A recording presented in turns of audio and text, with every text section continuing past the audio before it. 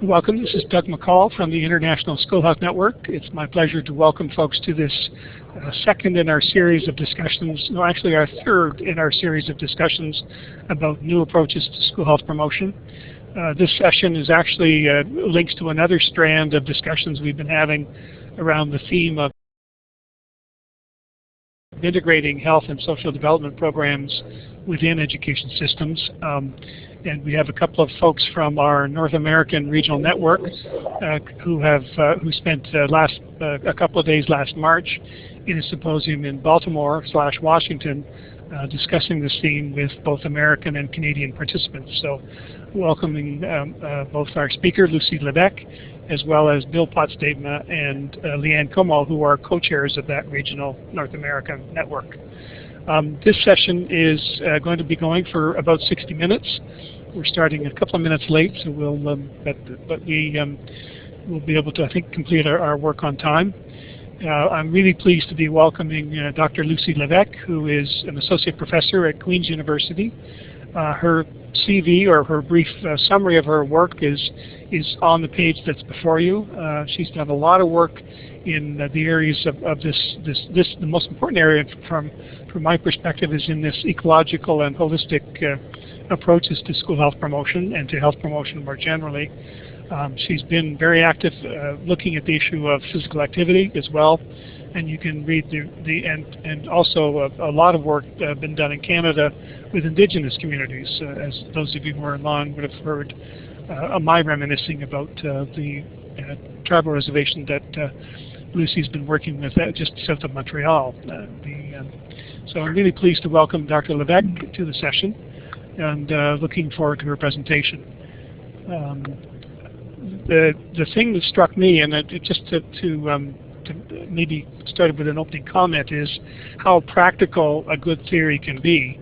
And this session is going to help us unravel this theory or this approach about ecological approaches. I was recently doing a review of the school health program in Oman, and as a result of preparing for this session, my report is being changed so that I recognize that I really wasn't walking the talk about ecological approaches as much as I should have in my report back to them. So this is going to be an excellent session, I think, in learning how to really understand what is meant and what can be meant by ecological approaches.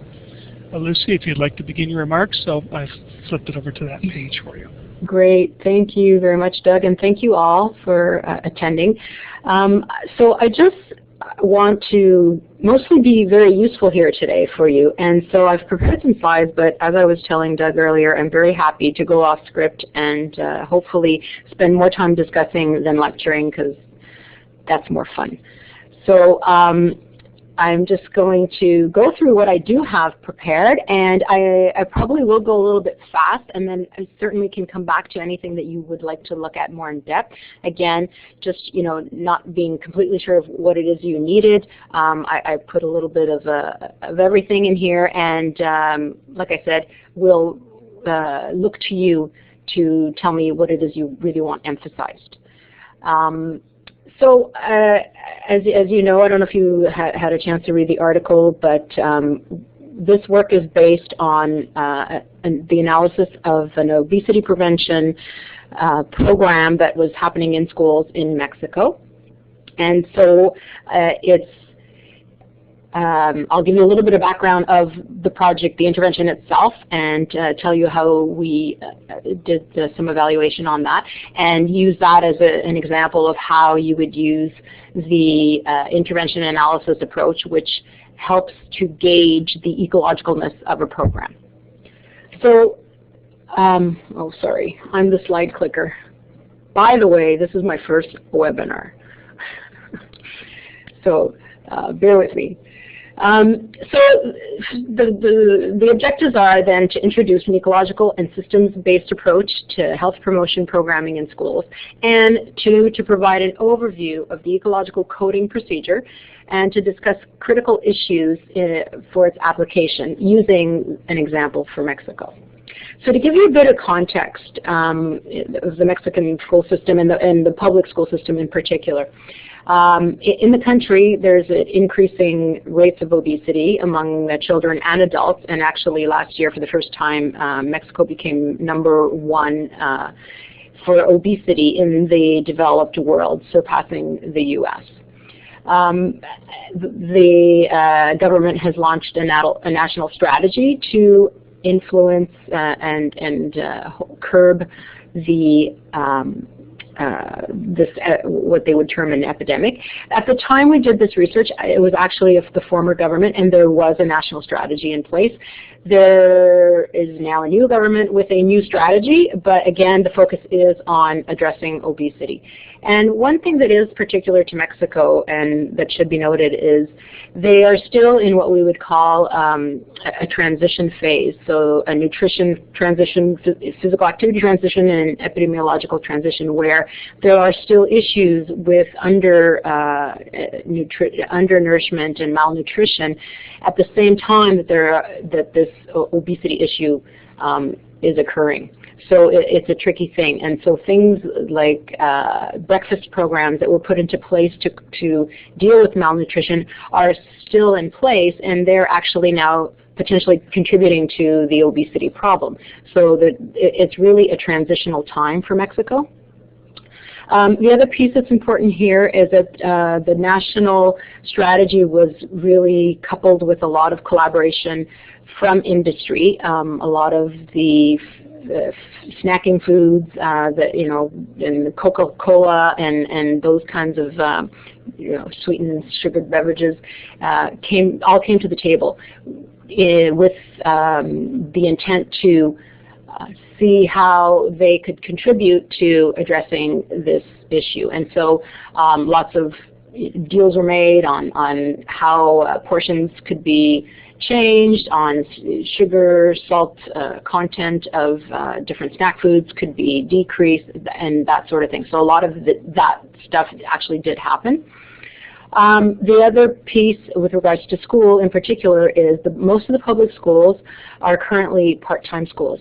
So that means that the children, typically the younger children, will go to school maybe from 8 till about 1:30, and then a second shift comes in for the afternoon. And so, maybe like a 1:30 to 5:30, 6 o'clock. And so what that means, which is maybe different than what you're used to, and certainly what we're used to in Canada, is that schools are not available as a resource for physical activity after school, right? The schools are taken up and being used all of the time. So the other piece to that is that it's very, very common in schools. There's a school committee, and that is typically made up of teachers, parents, principal, volunteers, and they are very, very active, especially with regards to health promotion. So they are a key player in any health promotion initiative. Most of the schools allow food vendors into the school. So these are, in a sense, regulated by the schools. They need to be approved by the schools, but they are typically an independent, so some, almost a mom and pop who comes with their food and sets up shop inside the school during recess, for example, to sell their food.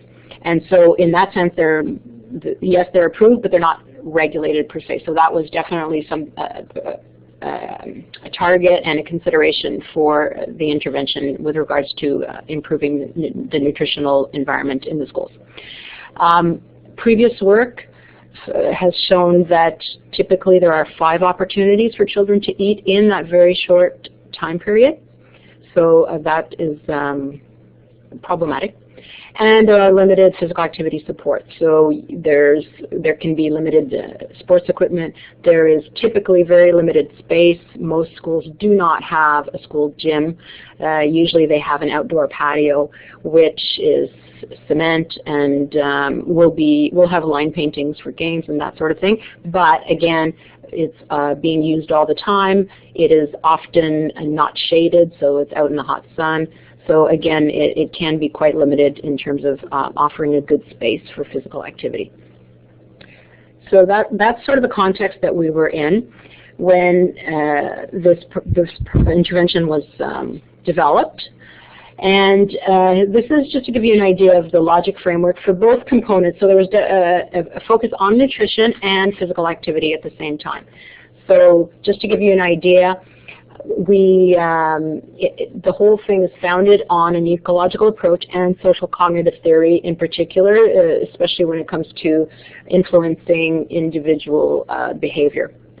And so as you can see, we really had three components of interventions that were health education, which is typically what we see, coupled with sort of mass communication at the school level, and supportive environmental type of intervention. So really focused on creating a space, creating an environment that would be conducive to healthy lifestyles, both in terms of nutrition and physical activity. So what that means in terms of short-term outcomes, for example, we wanted to increase the availability of fruits and vegetables and decrease the availability of fried tortillas, for example.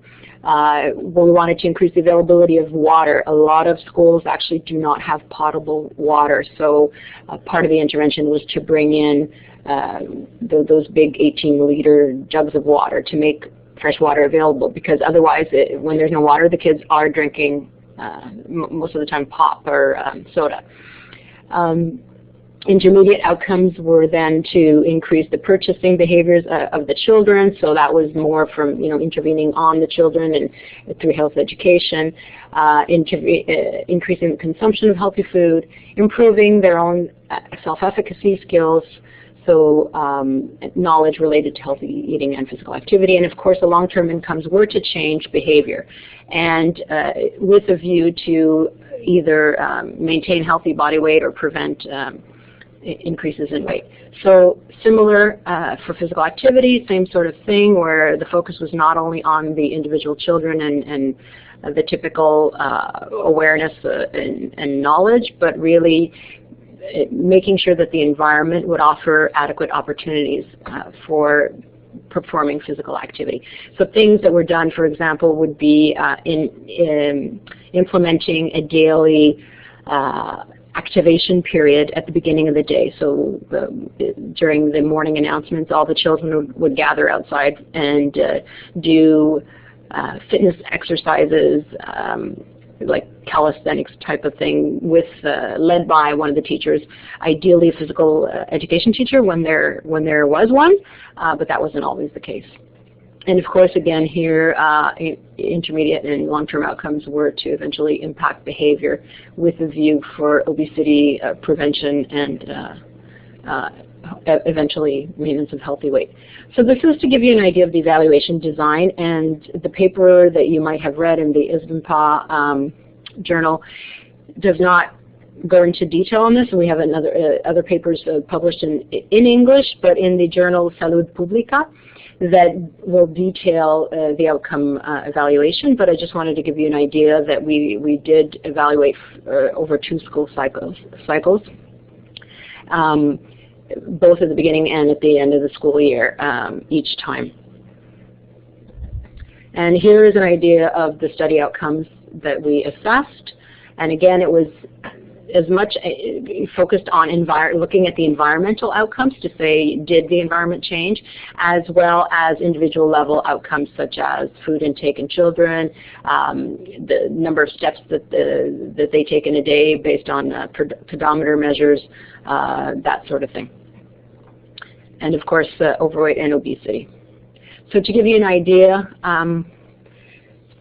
our major successes, when we qualify this as a successful program, we were successful in changing the food environment and changing the physical activity environment a little bit less so, and I'll talk about the reasons for this a bit later on. In terms of obesity and overweight, we did not really budge there, and in fact, I think it ended up that our control probably did just as well, if not better, than the intervention schools in terms of BMI and obesity. But that's not surprising, and that actually wasn't, a decrease in weight was not our overarching goal within such a short time frame. So again, this is just to give you one small slice of the results.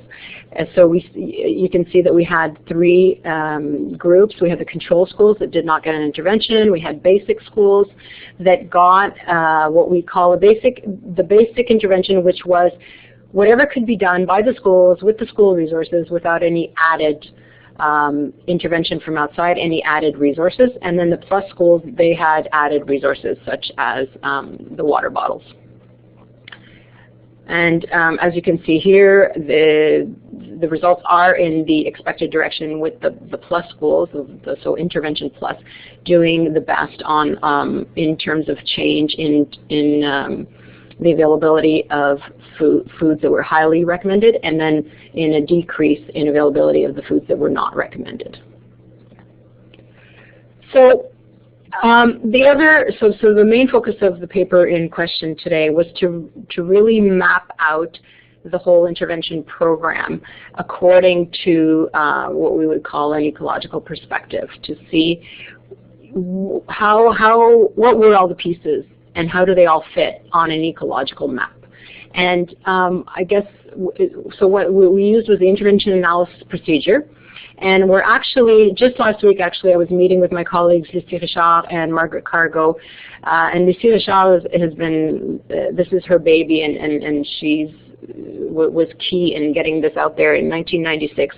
We have just been recently revising the coding manual for this approach, and it's actually about 30 pages long. It will be available for free on the web very soon, and I can certainly follow up and give you the link when that occurs. But for now, we've called it the intervention analysis procedure, but we're working on something hopefully a little sexier than that. Although we did reject the term E. coli. You'll be happy to know. So what this procedure does is it allows us to, as I said, map the intervention program. And I do want to emphasize that what we're talking about here is a program and not an individual intervention, because an individual intervention is really a small action. For example, offering teacher training let's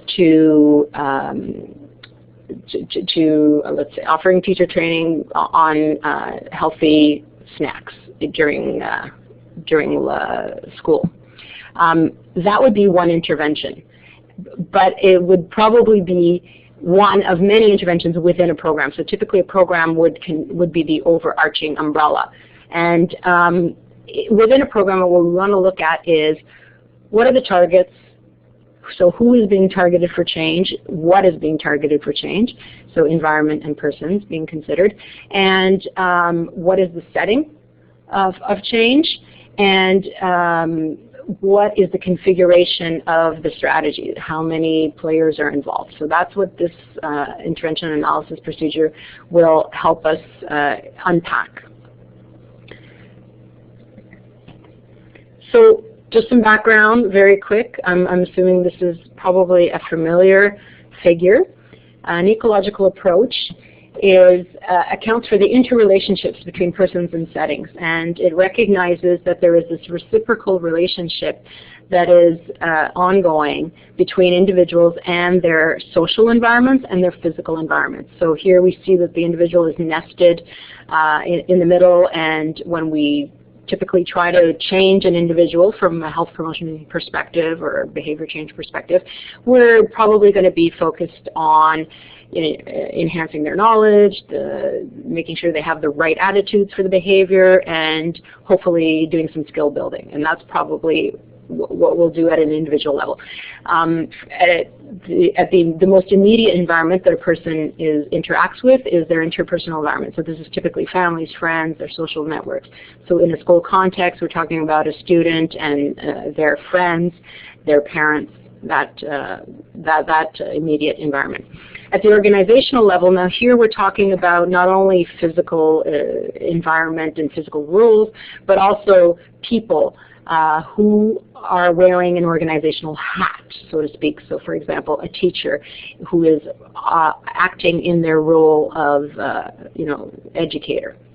At the community level, this is the wider broader community, and this would be typically outside of a school setting, but that still impacts what is happening within the school. So we can think about the vendors that are sitting right outside of the school, the Tim Hortons that is right across the street from the school, and how that will also impact and whether or not children are able to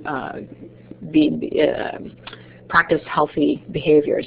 And of course, broader than that, we have public policy, the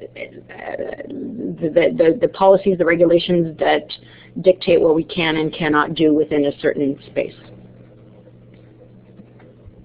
So the assumptions of an ecological approach are that the environment-behavior relationship is very complex, that it's always alive, it's very dynamic, and it's transactional. And so as much as we are influenced by our environment, we also influence our environment. So this is an always changing system. And people, environment, for example, people-environment transactions are characterized by cycles of mutual influence, where if you will probably eat more fruit when it's displayed in an appealing way, and so therefore an intervention could be to influence the grocers to change their food display so that it is more appealing to the consumer. Another assumption of an ecological approach is that the effectiveness of our health promotion programs and initiatives can be enhanced through the coordination of the different targets and strategies. So that we can ideally create a situation, a context where people are encountering the same health promoting message everywhere they go. And that's sort of one of the ideas behind this social ecological approach, is that we're going to be faced with a consistent cues for healthy practices. So for example, a family who's supportive of someone biking to work in a community where there's a bike path and where the government is offering rebates on bikes, and an employer who's offering storage bike racks at work, that will increase the likelihood that a person will actually bike to work. So that's, again, having this sort of consistent message and supports for this one behavior at all these different levels. Another assumption is that interventions should be multidimensional and address not only the low-hanging fruit of providing education and knowledge, but actually targeting those higher levels of policy. And this is really tricky because oftentimes those kinds of interventions do take a lot more time, and the payoff is a lot further down the line. And so this is why we do tend to be more tempted by the shorter big bang for your buck type of interventions, where you can see what's something occurring right away. For example, teaching a child about the four food groups and seeing right away that they are able to learn it. So taking this ecological perspective, the hope and the intent is that we can bridge the gap between the theory and the research and the practice. And so right now it is a big, as Doug was saying earlier, there's a lot of lip service paid to taking this approach. A lot of programs actually claim to be ecological, and if you look in the literature and you do a search for that, you will find a lot of programs that are stated to be ecological, but then when you start digging, and especially picking it apart with this procedure, there can be surprises, and in fact we can see that it's not always the case. One of the problems perhaps has been that there are a few tools that are available to assess whether or not programs are ecological, and people again can be mistaken in the sense that they think that if they take their health education intervention outside of the typical setting, that all of a sudden it becomes ecological. So practitioners may not be sure of the what constitutes a true ecological approach. And so, as I said, in 1996, Vishal and colleagues developed this procedure, and so that's what I'm going to get into a little bit more. So their definition is that an ecological program is one that includes interventions aimed both at the environment and the individual and that delivers these interventions in a variety of settings. And I'm not going to go into it here, but there is actually an algorithm for scoring whether the ecologicalness of a program. And we're not going to do that here, but I just wanted to put it out there. So an intervention strategy is made up of the players, so the targets of change. It starts with the health promotion, the health promoter or the health program, so what we call in our the HP. And they are typically, they're often from like the public health unit. They are within a school setting. It can be the health promoter within or the health promotion nurse in the school setting, or oftentimes it's through, more oftentimes probably through a partnership with the local public health unit and somebody who's designated as a school health promoter. And the interventions can be occurring directly or indirectly, and I'll get into that in a minute. And the arrangements of the targets and the types of transactions defines what we call an intervention strategy. And so as I said before, a health promotion program will be made up of several strategies, and I'm going to break that down for you in a second and give you some examples of that. So the first thing, in order to be able to break down your program and to conduct an ecological analysis, you really need to know the program. You need all the details. You need to know all the parts. And often there is way more than what you actually see right before you. There's a lot of background stuff happening. So you need to first be clear on what constitutes the HP and or any partnerships. And the main, probably the easiest way to figure that out is to decide whether or not what we call a target is intended for change.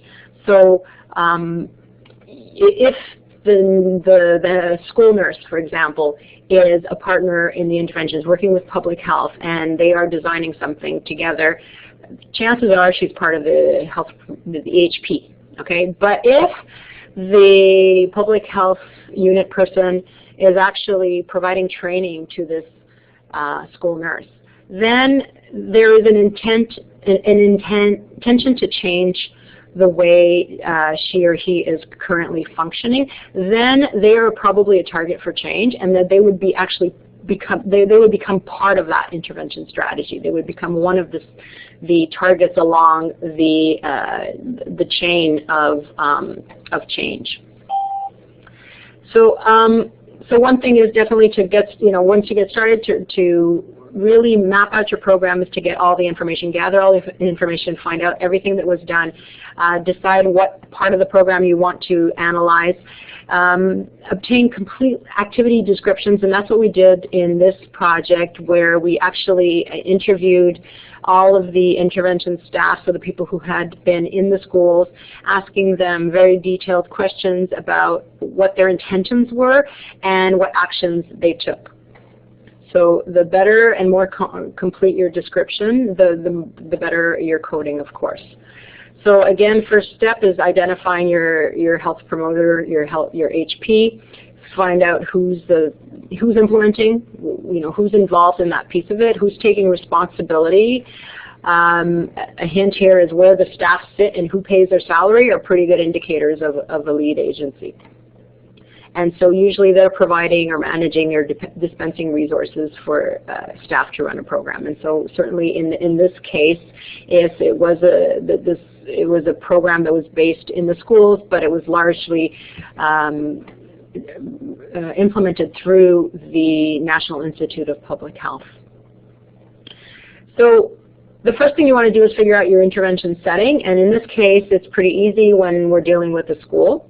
So we only have one setting. One thing, and so there are, and most of the time, most of our interventions will be in an organization such as a school, and sometimes in a community setting.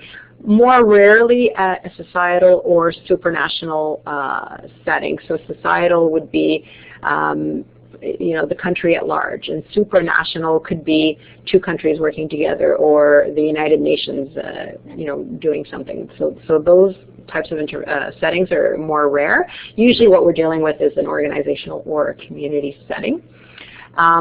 And one thing that's important to mention here is that the definition, as per the Richard and colleagues coding manual, the definition of the intervention setting is actually where the intended target, so the main beneficiary of the intervention, is actually reached or recruited. So in a school setting, what we're thinking of is probably what we're trying to do is do something for the kids, so the students are the ultimate setting. So even any kind of let's say intervention materials that are sent home to get the parents on board, that does not make the home the setting. That the children are still, the setting is still considered to be the school, because that's where the ultimate target, i.e. the children, are being reached.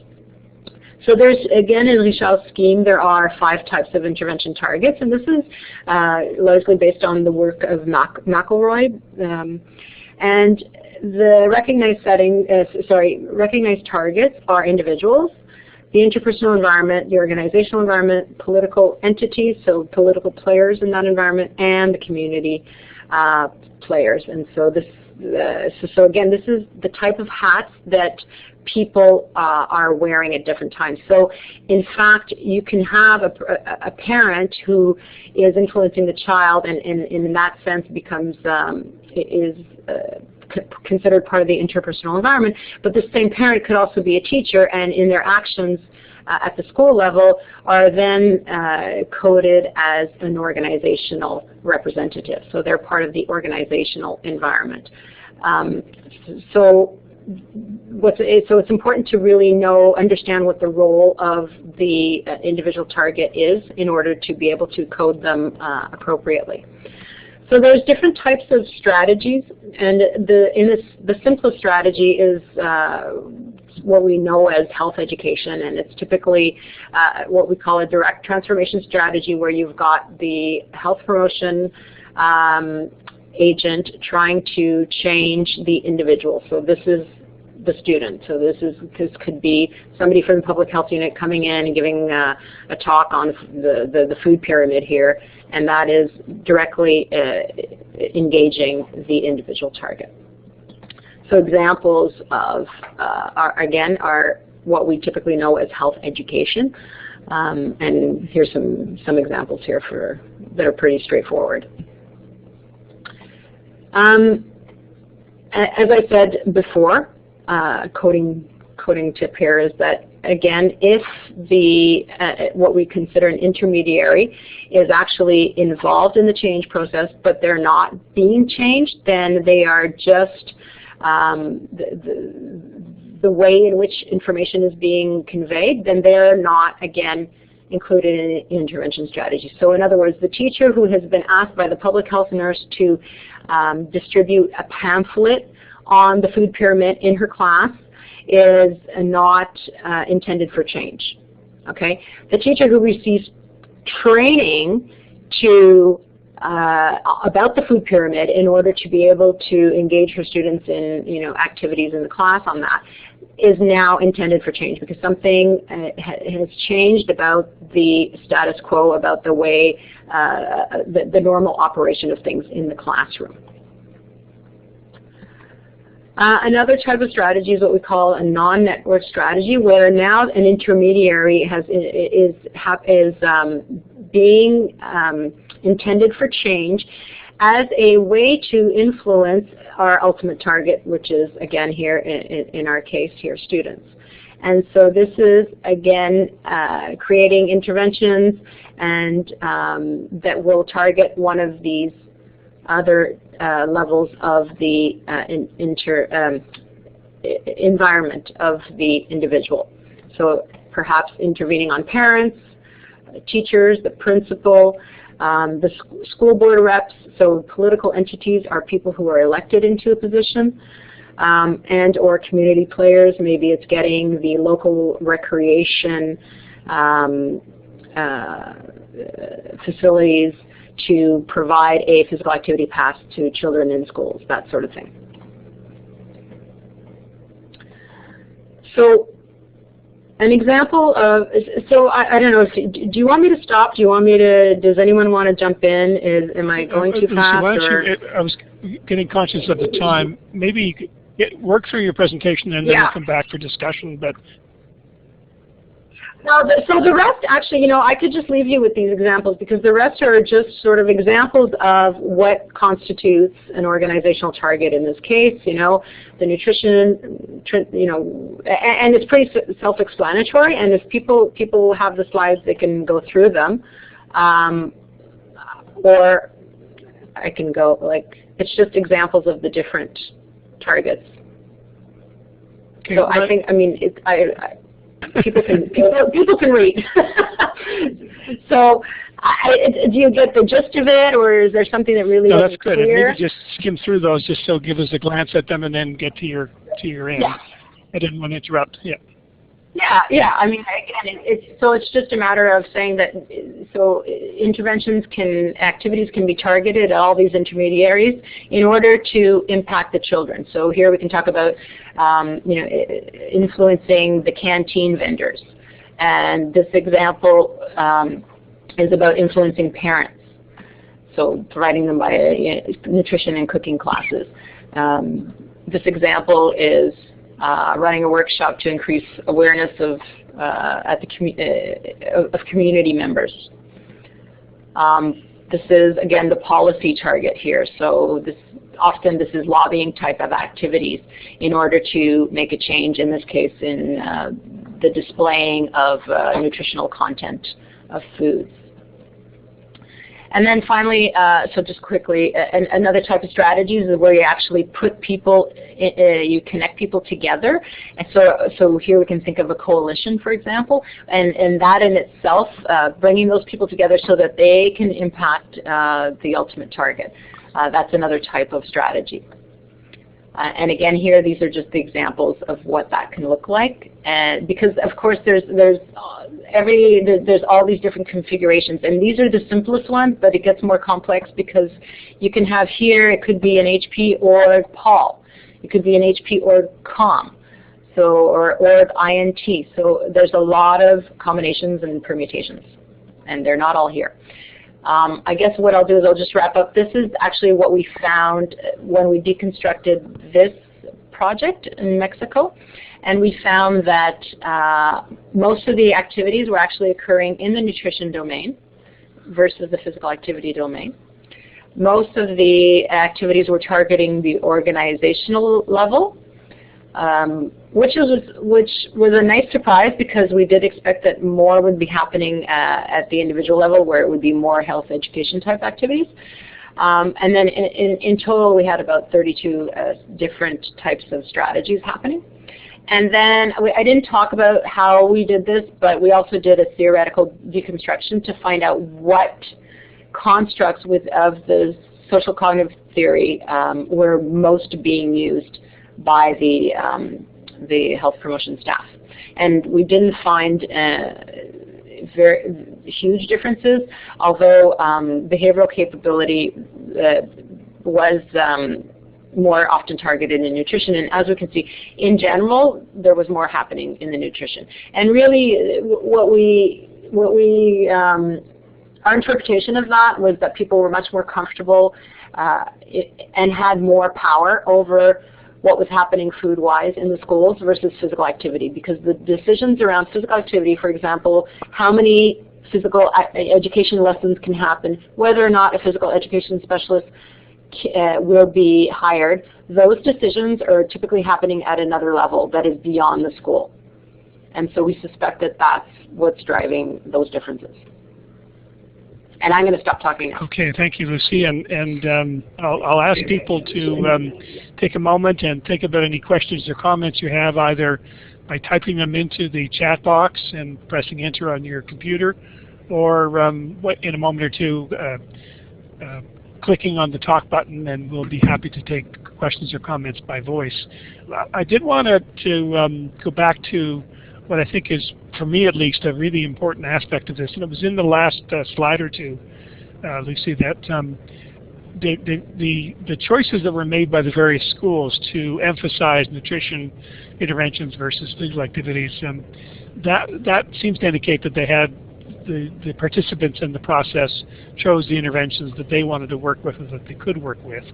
And that's, in my mind at least, quite different than the traditional controlled trial where a multi-intervention program has been developed by experts with the that we have to all be faithful to it, fidelity of the implementation and so on, and then we look for the intermediate or the longer term outcomes for it. And that description, that slide, and the description in the article seems to indicate that schools had some flexibility to develop their set of interventions that were most relevant to them. Yes, definitely. And some schools, they're not all the same, right? And so some schools actually were already better than others on certain indicators, or some schools identified certain weaknesses and wanted to work on those.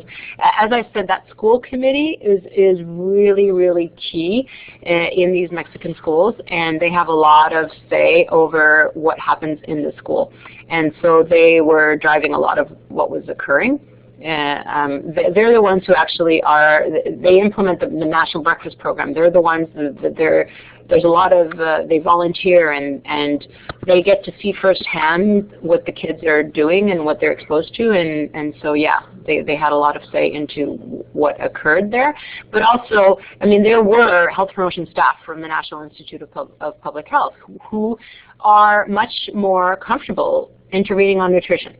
So that is also one of the factors that made it the nutrition. It was much more nutrition heavy. Okay, and that's but you're right. Segue, but I think, into different things happen.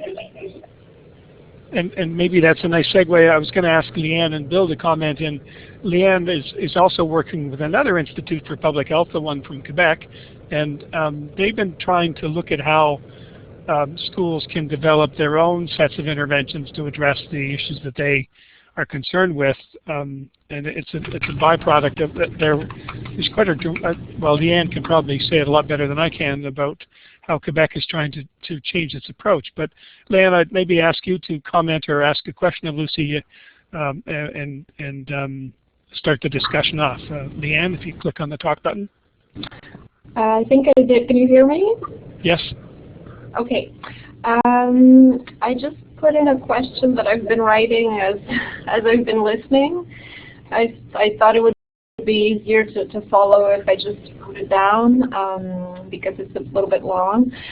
But in terms of the work we're doing, I think, yeah, this ties in really nicely with what we're trying to do, working with stakeholders at various levels, within the government, within the community, within the school itself as an organization. I think, as you pointed out, that's really interesting that you're finding so many actions that are happening at that level, because I think that's one of the key things that will really determine whether an intervention in a school works or not. Because if you don't have fundamentally at the organizational level either the will or the resources or the leadership to make it happen, it doesn't really happen. So it's great that you're seeing so many actions that are organizational in scope. So I think that's really interesting. And with regards to my question, the one thing that I thought was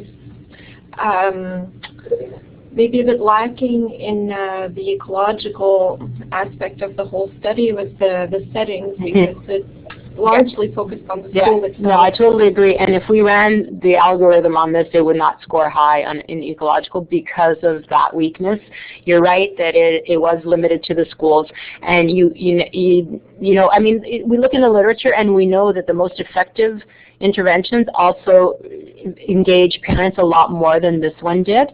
And then, as your comment states, also the broader community environment, and there's definitely a need for that. I mean, we did target the food vendors because they actually do come inside the school, so in that sense, you know, they are a community target according to the setting. Yeah, well, I got that but a bit later on, yeah. So I can tell you, and in fact, we haven't analyzed it yet, but we conducted a lot of qualitative interviews with food vendors, parents, and teachers, and you know, a lot of the interventions were actually quite threatening to them because we were asking them to change everything that they've always done, right? So there was a lot of resistance in changing those targets. So again, I guess the lower hanging fruit, the easier targets are the teachers and the children within the school setting, and reaching those other targets is very challenging. Yeah, and I'm totally aware that you can't do everything within one single study.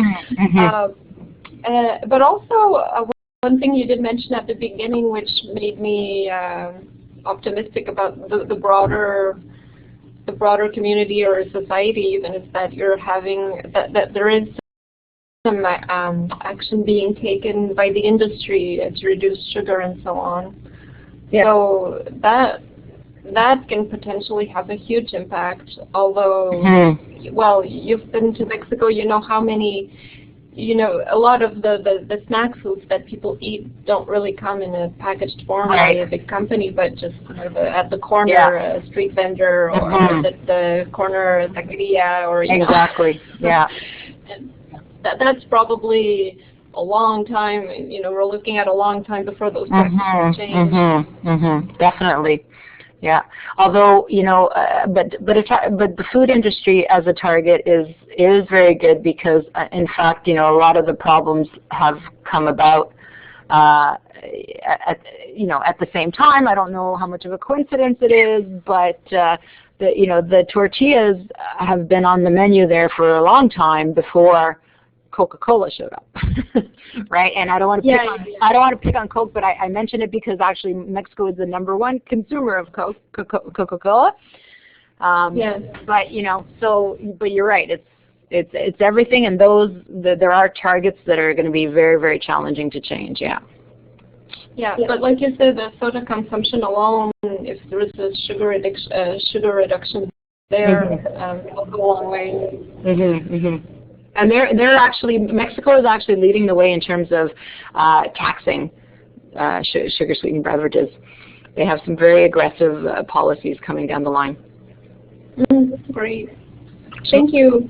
So one takeaway, I think, is that notion that the various settings, the school, the community, the various organizations in the community or at a political level, this ecological analysis, you didn't do it in this particular study, but this kind of ecological analysis can help to track those interactions. Absolutely. And to understand that. And I guess that's a really important takeaway, is that the school is not an island in the community. It's part of a neighborhood. It interacts with families. It interacts with the policies of the institutions around it and so on. Bill, I saw earlier that you were testing your microphone. Are you able to click on the mic and ask a question or give us a comment? I believe so. I know we have very little time, so I'd just share that I think this is very important work, and when you're talking about what's happening in Mexico and Canada, is very relevant to the United States as well. Many of the strategies you're talking about are very similar to the strategies happening in the States, as probably many of you know. And also, I particularly appreciated the elegance of the social ecological model that you shared. I think it's very helpful for framing and strategy development to look at it through that frame. And I particularly appreciate the intervention domain slide. I think that there's a lot to be gained from that. Great, thanks. Thanks, Bill. Comments and questions from others who are on the line. If you just want to click on the talk button, and I'll watch to see which microphones become live, and be happy to take a question or a comment to continue the conversation. Or if you want to type in a question or comment into the chat box. as we wait for those, Lucy, I had another similar. Well, it was really coming from my most recent experience in looking at the school health program in Oman, and I was intrigued by your slide that looked at the intermediate outcomes versus the longer term outcomes, the behavioral outcomes, and the project clearly had an impact on those intermediate outcomes, which I was encouraging the folks in Oman to use the word outputs, that what can be reasonably expected from the actions being reasonably taken by schools, working with their partners and reaching out in the community, but not trying to prevent to reduce the obesity epidemic is one that we talked about quite a bit. Not only from the point of view of the influence of the school on body weight when there's so many other factors outside the school, but also the time frame that we often use for these school health programs, a year or two or three in operation, and yet we're looking at a lifetime of behavioral patterns. And so we need to be realistic about what school-based and school-linked programs can achieve. We don't expect, for example, reading programs in schools. We expect students to graduate from school able to read and to be able to comprehend. But we don't expect schools to be held accountable for their lifelong reading patterns of students, because a lot of other factors, television, busy lives, all sorts of things, interfere with their reading patterns once they leave school. So I guess I really like that notion of being realistic about expecting intermediate intervention outcomes rather than the longer term lifelong outcomes. Do you care to comment on that? Is that well, yeah, I mean, I agree, and I think though that it's important to say that the school has a role, but it's not the end-all solution, right? And so to put that kind of pressure on schools is not fair. But at the same time, to take all the pressure off is not fair either, because kids do spend part of the day there, right? And so I think it has to be this sort of ecological solution that is going to happen in all these different settings, as Leanne mentioned, right? And it's about making sure that message is consistent across these different settings. And to be able to, and I guess one of the vacuums, I think, is if we're looking at trying to define some realistic outputs in the environment, which this study is clearly identified in your earlier slides. You had that kinds of changes in the food environment, changes in the physical activity environment. Those are all doable things for schools, but also to understand what kids will take away when they leave primary school or when they're leaving high school. What are their skill sets, what are their knowledge sets, what are their attitudes and beliefs. We can, at the point of graduation or at the point when they're leaving elementary school. The trouble is that the research across all the health issues is not really articulated in that way. What is the minimum health literacy, across all the domains in health that we can expect? Right. It goes to that point of unraveling the complexity, but also having a little less linear kind of logic model that expects all this activity to lead to lifelong outcomes when in fact it's just not realistic. So it's a bit of a gap that helps us. Further comments or questions? Bill or Leanne, or do you want to jump in with another subsequent comment, or others online? Any further comments from folks in terms of the chat box? Or is everybody getting ready for Christmas? I was wondering, sorry. I was wondering, but maybe that's just because I didn't read the other articles on the same 2-year study. But if you could tell us a little bit more about what the individual interventions were, the ones that targeted the children directly. Is it mostly raising awareness, or is there an intent to do some skill competency building within that? It was a bit of everything, and there was they had created these cartoon fruit that were kind of superheroes and like Super Banana, and they're the ones who had all these different, kind of messages for the kids on posters and throughout the schools. The teachers were giving them information on increasing their physical activity at home, and so yeah, basic health education type, nothing out of the ordinary, I guess I would say. Okay. Yeah, your typical curricula for health promoting practices. Yeah. Okay. Thank you.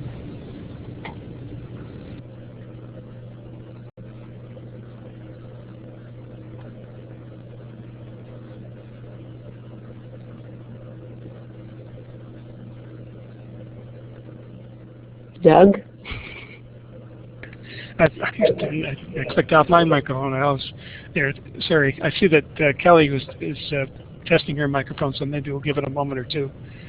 I guess I'm going to come back to the thing that's been obviously on my mind, and it's a question that I don't think we can answer with this study, but I think we might be able to answer through more work of this type. In Oman, I was trying to. They have a number of really excellent interventions, a program that is national in scope, and they have a school nurse, a school psychologist, a school social worker, a health teacher, all at the school level. That's in every school in the country. And they have a peer education program and real good coordination with their health centers and so on. A number of really strong intervention type programs, but I was cautioning them that they needed to really think about how many health issues they could really influence.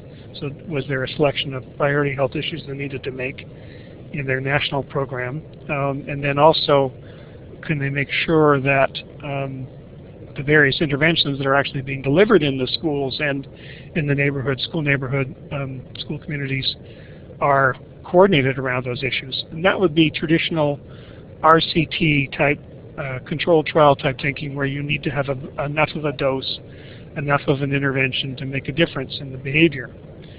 And then having read through this material, I began to think, well, maybe we don't need to be as strict as to have a well-defined model program on selected issues, but maybe we need to encourage schools to grow a number of interventions within their schools around the issues that are of concern to them. And maybe we're going to be able to reach a tipping point in how the school is interacting with the kids, how the school is interacting with the parents, how the school is interacting within itself and also with its community. Is that Lucy, based on your work and your analysis, is that something that we might kind of tease out? Is there a tipping point, or that is not rigid, that is not controlled, that is not always defined to X number of nationally stated health topics, but is rather leaves it up to school to grow itself into a healthier school? Is that something we might look at? I think so, but I think it's also important to recognize that schools need support. And, all of those players have a role to play, but they also all need to be supported. And the collaboration piece is key, and the support piece is key. And it's not the burden has to be shared. Because that's what we really heard in our qualitative interviews, where, it's almost like the parents saying, well, I can't do everything, and the teacher saying, well, I can't do everything. The parents have to do something. And so I think this notion of shared responsibility really has to be recognized and supported. And yeah, just so that everyone is doing everything all the time. There you go.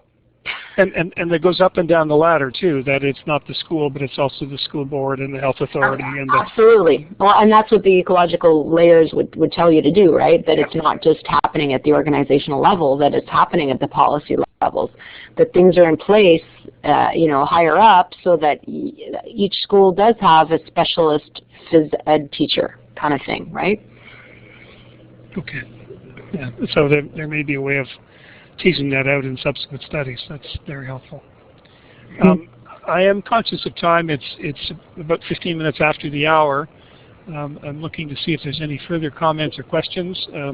We will post links. We have actually already posted links to the articles that are referred to in this Lucy's article. This final article is deconstructing the ecological interactions, and there are more traditional articles reporting on the results of the intervention and describing the interventions that I've created links to and they'll be on our webinar archive page, which I'll send out to everybody in this discussion group.